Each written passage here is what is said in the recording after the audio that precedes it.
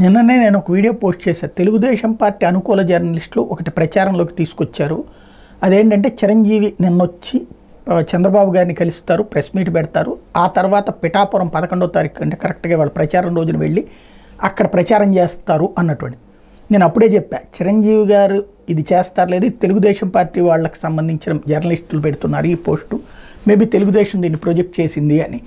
ఎందుకు అంటే అక్కడ రెండు, ఒక ట్రాప్, చిరంజీవి సచ్చినట్టు రావాలి అది చూసి, ఎందుకు తమ్ముడికి మద్దతు ఇయ్యరా, ఇప్పటికే అసలు ఆయన ఎందుకు 5 కోట్ల రూపాయలు డబ్బులు ఇచ్చినా, లేకపోతే కనుక మొన్న మద్దతు ప్రకటించింది పవన్ కళ్యాణ్ కంటే పవన్ ఫ్యాన్స్ తనని వ్యతిరేకంగా ఉండకుండా చూసుకోవడానికి, గతంలో ఆ పవన్ ఫ్యాన్సే తన సినిమాలకి అడ్డుపడ్డటువంటి కోణంలో ఆయన ఆ పని చేసుకొచ్చారు. అయితే ఆ తర్వాత వచ్చేటప్పటికి వచ్చి ప్రచారం చేయడానికి, ఎందుకంటే ఆయన రాజకీయాలే మానేశారు, అట్లాంటి ఆయన ప్రచారం చేయడం అంటే మళ్ళీ రాజకీయాల్లోకి వచ్చినట్టు అవుతుంది.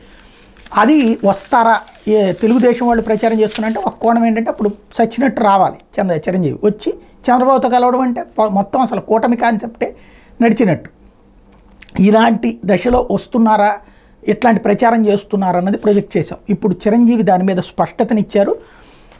ఎన్నికల పోలింగ్ డే దగ్గర పడుతున్నటువంటి నేపథ్యంలో చిరంజీవి ఇచ్చినటువంటి స్టేట్మెంట్ ఏది, ఇప్పటికే ఏదో నాగార్జున చెప్పారు ఇవన్నీ కూడా జరుగుతున్నాయి, ఈ తప్పుడు ప్రచారం అని చెప్పి, తానైతే అసలు రాజకీయాలకు సంబంధించి డైరెక్ట్గా ఎట్లాంటి దాంట్లో నేను రాజకీయాలకు దూరంగా ఉంటున్నా, నేను ఎక్కడా రాజకీయంగా వివాదాస్పద వ్యాఖ్యలు కూడా చేయలేదు అని చెప్తూ, ఎలాంటి ప్రచారానికి నేను వెళ్ళట్లేదు, పిఠాపురంలో ప్రచారం అన్నటువంటిది తప్పు ప్రచారమే అని ఖండించారు ఆయన.